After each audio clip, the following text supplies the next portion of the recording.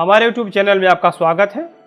साथियों, आज मैं रामचरितमानस के भंडा 4 में तुलसीदास द्वारा रचित राम के जन्म के संबंध में तुलसीदास ने अपने रामचरितमानस में क्या कहा है, आइए उस बात को हम जानते हैं, आपके समक्ष रखते हैं। तुलसीदास बाल कांड में लिखते हैं, एक बार भूपति मन माही, भय ग्लानि मोरे सुत नाही। गुर गृह गहु तुरंत महिपाला, चरणन लागे करी विनय विशाला। यानी एक बार राजा दशरथ के मन में यह बड़ी ग्लानि हुई कि मेरे पुत्र नहीं है। राजा तुरंत ही गुरु के घर गए और चरणों में प्रणाम कर उन्होंने विनय याचना की। अगले पंक्ति में गोस्वामी तुलसीदास कहते हैं, निज दुख सुख सब गुरहि सुनाऊं, कही वशिष्ठ बहुविध समुझायु। धरहूं धीर हुई सुतचारी, त्रिभुवन विदित भगत भय हारी। राजा ने अपना सारा दुख सुख गुरु को सुनाया। गुरु वशिष्ठ जी ने उनको समझाया कि धीरज धरो, तुम्हारे 4 पुत्र होंगे जो तीनों लोकों में प्रसिद्ध होंगे। उसके बाद अगले में गोस्वामी तुलसीदास लिखते हैं, श्रृंगी ऋषि है वशिष्ठ बुलावा, पुत्र काम शुभ यज्ञ करावा। भगति सहित मुनि आहुति दीन है, प्रकट अग्नि चरु कर लीन है। यानी वशिष्ठ जी ने श्रृंगी ऋषि को बुलवाया और उनसे शुभ पुत्र कामेष्ट यज्ञ करवाया और मुनि के भक्ति सहित आहुति देने पर अग्निदेव हाथ में चरु यानी खीर लिए प्रकट हुए और उसी खीर को राजा दशरथ ने अपनी रानियों को बांट के दिया। उसकी बाद रानियां गर्भवती हुई।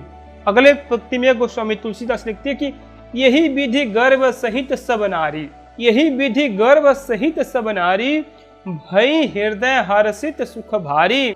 जा जिन ते हरि गर्भ ही आए, सकल लोक सुख संपत्ति छाए।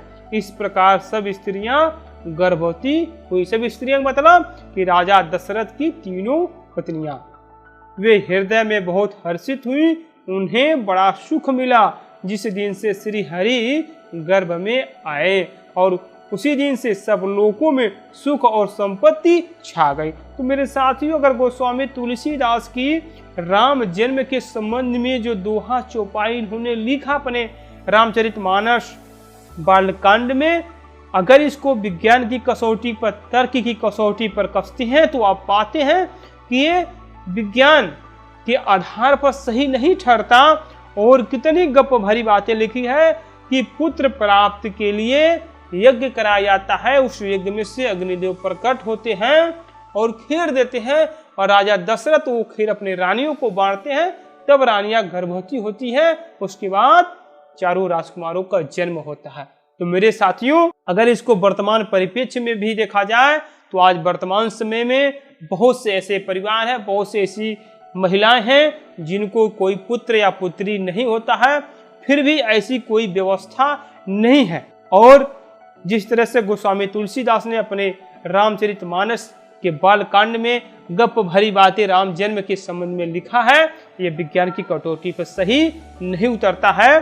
गोस्वामी तुलसीदास ने बहुत ही सरल तरीके से अपने बालकांड में राम के जन्म के संबंध में गप भरी बातों की भरमार किया है। तो मेरे साथियों, अगर देखा जाए तो गोस्वामी तुलसीदास के द्वारा जो बालकांड में राम के जन्म के संबंध में जो कहानी जो गढ़ी गई या बताई गई है, ये वर्तमान समय में ये तर्क की कसौटी पर सही या विज्ञान की कसौटी पर खड़ा नहीं उतरता है। क्यों? क्योंकि खीर खाने से क्या कोई व्यक्ति पैदा हो सकता है, इसको समझने और जानने की जरूरत है।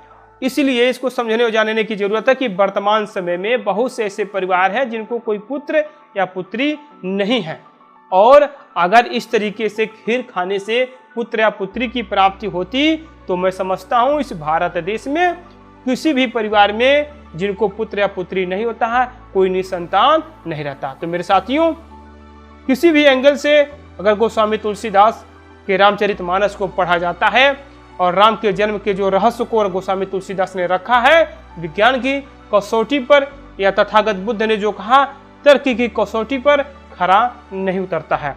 तो मेरे साथियों, अगर ये वीडियो आपको पसंद आया हो, इसको लाइक से सब्सक्राइब जरूर